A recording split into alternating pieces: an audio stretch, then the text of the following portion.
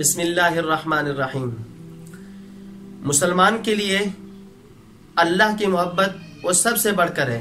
अल्लाह ने जिन जिन चीज़ों से मोहब्बत करने का हुक्म दिया उन्हीं से मोहब्बत करनी, और जिन चीज़ों से रुकने का हुक्म दिया उनसे रुकना है।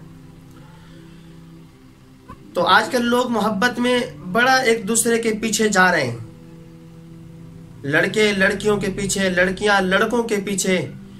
और वो मोहब्बत कैसी है?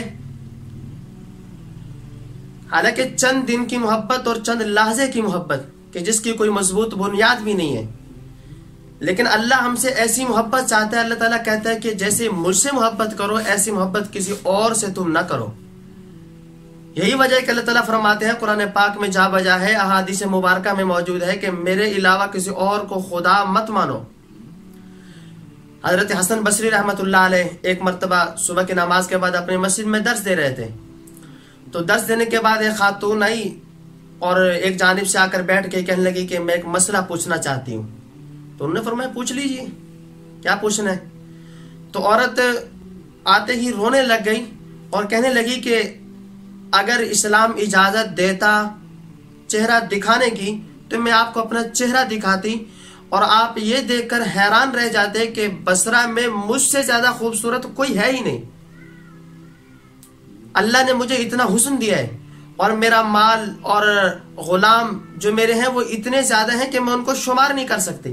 अल्लाह ने हुस्न भी दिया है, माल भी दिया है, सब कुछ दिया है, लेकिन फिर भी मेरा खामन दूसरी शादी करना चाहता है। मैं हैरान हूं कि मेरे जैसी खूबसूरत बीवी भी हो, माल भी हो, सब कुछ हो, फिर उसे क्या जरूरत दूसरी शादी करने की।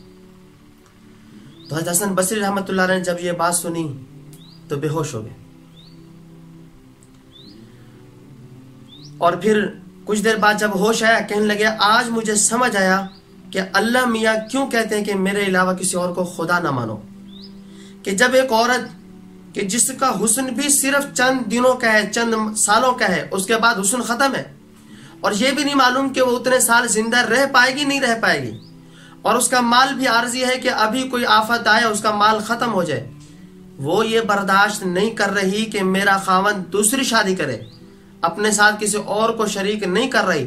जिस अल्लाह के पास इतना माल भी है, हुस्न भी है, जो हुस्न का खालिक भी है, जमीन आसमान का मालिक भी है, वो अल्लाह कैसे बर्दाश्त करेगा कि मेरे अलावा किसी और को तुम खुदा मानो। तो इसलिए भाइयों अल्लाह से मोहब्बत करनी है और जिनसे अल्लाह ने कहा है उनसे मोहब्बत करनी है। इसके अलावा तमाम लोगों को एहतराम तो देना है लेकिन मोहब्बत किसी और से नहीं करनी। अल्लाह मुझको और आपको अमल करने की तौफीक अता फरमाए। व आखिर दावाना अल्हम्दुलिल्लाहि रब्बिल आलमीन। माशा।